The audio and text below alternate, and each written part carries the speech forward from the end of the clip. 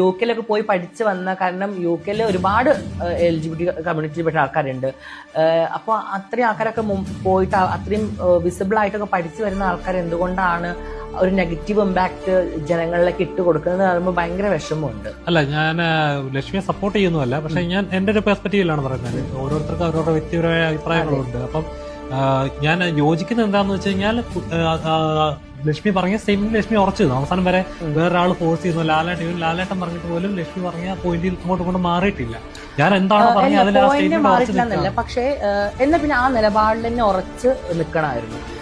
എനിക്ക് എന്താ അറിയോ, ലക്ഷ്മിയുടെ ഒരു ഡബിൾ സ്റ്റാൻഡ് മൈൻഡ് പോലെ എനിക്ക് ഫീൽ ചെയ്തത്. ലൈക്ക് അവിടെയുള്ള സമയത്ത് ലൈക്ക് ആദിലയും നൂറയും എല്ലാവരും അവിടെ ഉണ്ട്. അവരുമായിട്ട് ഭയങ്കര ഫൈറ്റ് നടന്നിട്ടുണ്ട്, ഭയങ്കര പ്രശ്നങ്ങൾ നടന്ന് അത് നമ്മുടെ പുറത്ത് ഭയങ്കര ചർച്ച വിഷയമൊക്കെ ആയ സമയത്ത് എന്നാൽ പിന്നെ ആ സ്റ്റാൻഡിൽ നിൽക്കണമായിരുന്നു. ഇത് പോകുന്ന സമയത്ത് ഓക്കെ നിങ്ങൾ നന്നായിട്ട് കളിക്കാൻ ആദില നൂറ ഓക്കെ എന്ന് പറഞ്ഞ് അവരോട് ഭയങ്കര ഒരു ഇതായിട്ട് പിന്നീട് വന്നിട്ട് അവർ വിളിച്ച കയറ്റത്തില്ല എന്ന് പറയുന്ന